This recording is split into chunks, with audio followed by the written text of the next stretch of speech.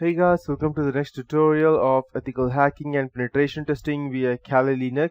So welcome to the next tutorial of DHCP spoofing. So before I proceed, let's go ahead and check on Google what DHCP spoofing is exactly and how they actually define it and what is actually the difference and how one can go ahead and spoof that. So I believe you can see DHCP spoofing is a dynamic host configuration protocol that is a client and a server protocol that automatically provides an IP host with its IP address and related configurations such as subnet mask and default gateway.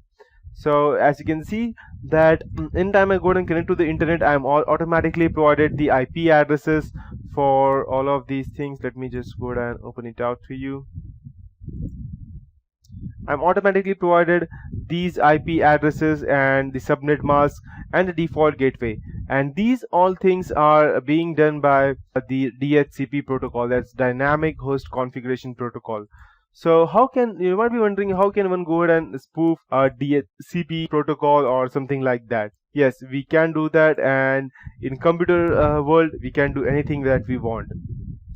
So this is one of the layer 2 attacks inside a LAN network that is very dangerous for information privacy and LAN integrity, and it is a spoofing attack. So this is a special kind of attack where the attacker can gain access to the network traffic by spoofing responses that would be sent by a valid DHCP server. So you won't even recognize whether it's fake or it's original. And this attack is using a technique, again the same technique, that's ARP spoofing, also called as ARP cache poisoning or the ARP poison routing, that's APR, and that is a simple LAN attack technique. ARP spoofing will allow the attacker to intercept frames on the LAN and modify the traffic, stop the traffic, or simply snip all the traffic and do whatever he wants. So this is possible because all the communication in LAN is now crossing the attacker's interface, and this communication is vulnerable to packet sniffing as well. So you might be wondering what would be the difference between DNS spoofing or ARP-CP spoofing, because they all do the same thing but still they're different ways. Yes, you are right. The reason being that all of them have different faults and flaws, and sometimes you may not be able to go ahead with the ARP spoofing or DNS spoofing, but one or the other thing always works because there's one or the other fault in a line, and you can always go ahead and take down any kind of network. The only thing that you need would be a proper open port or a proper way to go ahead and break into that firewall.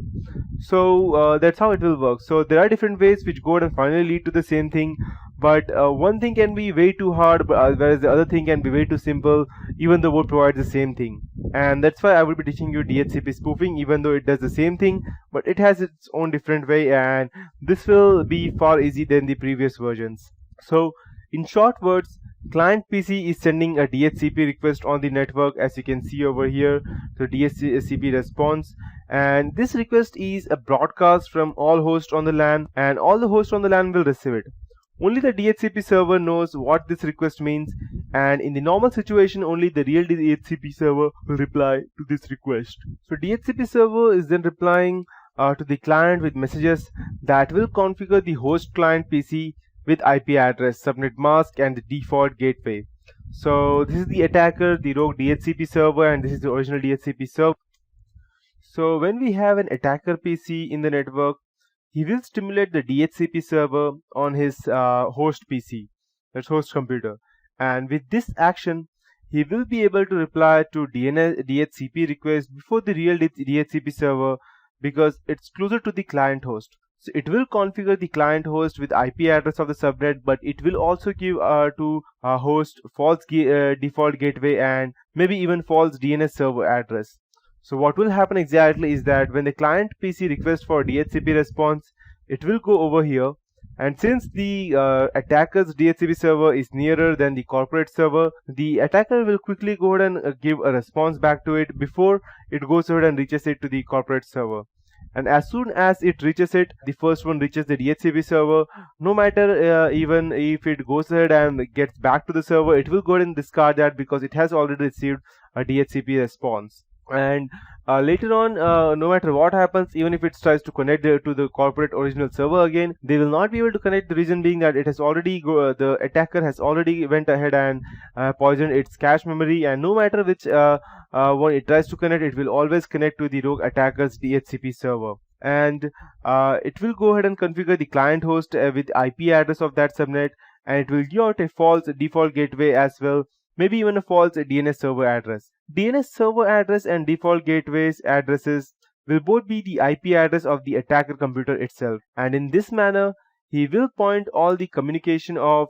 let's say, the client host to himself. Later he will make possible, it will be possible for him to forward the frames from the client host to the real destination in order to make the client communication more real and possible, so that even if it goes ahead and gather, DHCP server will later go ahead and convert itself for ARP poisoning or in other attack, so that this will be the middle PC, the main, it will act as the hub, and all the packets that will pass, it will pass through the DHCP server, and then it will go ahead and pass to the corporate server and then the internet, and whatever information comes back from the internet, it will then go ahead and come back to the attacker, and it will be the choice of the attacker what to send back to the person. Let's say, for example, this is the internet, this is the rogue attacker, and over here at the random right side there would be, let's say, for example, boy A, and over here it would be boy B, and over here it would be boy A. So what will happen exactly is that, let's say, for example, to be a more practical example, boy A is using WhatsApp on his computer, and he wants to tell the boy B to go ahead, and he's telling that I have the money for your, let's say, I have your pocket money, your dad has given it to me, and this is the account number of your pocket money, and he will send it back on this, and just go ahead and gather the money from your this is bank account, and he will transfer a virtual check over the computer, but it will receive it to this person, the attacker, and he will send back the response that okay, father has not received the pocket money, and he will be giving it to me later on at later point of time. So the boy B will go ahead and respond it back to the person, it's okay, fine, I will go ahead and collect it later from my father, but it will not reach the client PC directly, it will come back to the attacker, and the attacker will send, okay, fine, no problem, I will collect it from the bank. So for both the parties, boy A and boy B, they don't need to communicate anymore, since they both will think that their original message has been passed, but the original message is only known by the attacker over here. The reason being that he knows what is happening and which account number it is, and later on he will go ahead and gather the check, and he will disappear later on, and the people will over here will not even be able to recognize what happened, and later on they both will be cursing each other, stating that they are lying, and yes, that will be the problem between them. And so it will be either this person has went ahead and used all the money for himself, or it will be him, but the attacker, no one will even recognize that he was there, and that's how it works. So the attacker can also sniff frames, and he can also go ahead and strip off the SSL if the person is using SSH service. And as you can see from the picture, the DHCP spoofing device is situated in the local area network position. So he has the possibility to reply to the client DHCP request before the request is able to reach to the real DHCP server. The legitimate server may also reply, but if the spoofing device is on the same segment as the client, its reply to the client will arrive first, and the intruder DHCP reply offers an IP address and supporting information that designates the intruder as a default gateway or the domain name system. So what this person will do exactly, it is that first it will go ahead and respond it back to itself, and the original message will be passed over here, but by the time this response, the original response, the first response comes back from the corporate server, the attacker will already have the access, and the DHCP response may not even pass through this. It may pass if the attacker is already connected. The response will pass through the attacker's point of view, and once it goes ahead and transfers from the attacker's point, then the attacker will even know what the IP address and the MAC ID of the DHCP server are, and what are, let's say, a gateway or default gateway. The attacker may then go ahead and spoof its original gateway, the same as a corporate server. So even if the person goes and tries to get the IP address where it was connected, it will see the corporate server's original IP address and the MAC ID, which are spoofed by the attacker, and they won't even come to know, because they will think that it was normally connected, and it may be some other problem why they were not able to connect, or they have had a loss for some any X amount of money. So And the intruder DHCP server offers an IP address and supporting information that designates the intruder as a default gateway or the DNS server, that's the domain name system. And in the case of gateway, the clients then forward packets to the attacking device, which in turn sends them to the desired destination. So this is known as the MITM attack, and it may be entirely undetected as the intruder intercepts the data flow to the network, but it is not stopping the network traffic, because if it stops, then the client may try to connect to the corporate server in some other way, or he may troubleshoot it, and that is not what the attacker wants. So he will not go ahead and attacker will not go ahead and stop the traffic unless it is actually necessary. So the ARP spoofing can also be used for good purposes, and very often we are being able to see wireless networks that are redirecting us to sign up page when we want to access wireless LAN or internet across the Wi-Fi. So network registration tools may redirect unregistered hosts to a sign up page before allowing them full access to the network. It is mostly used in Wi-Fi hotspots or hotels such as McDonald's or something like that. When you go over there and you try to access the free internet, they will first redirect you to their own Airtel or whichever Vodafone or whichever internet they are using, and they will go ahead and ask you to go ahead and first use your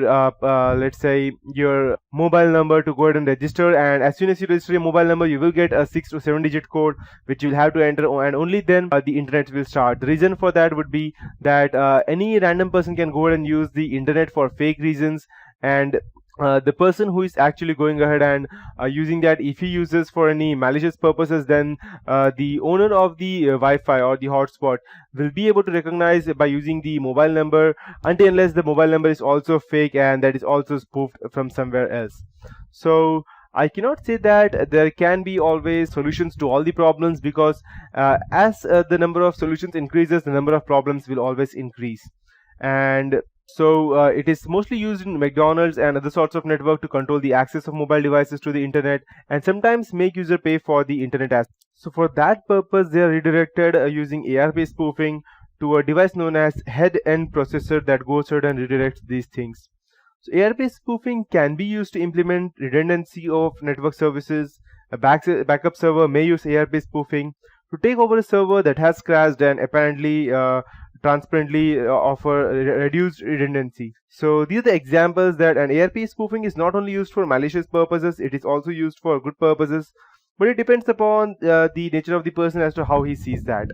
So that would be it for this tutorial. In the next tutorial, I will be starting with the ICMP redirection, and finally the traffic tunneling and port stealing.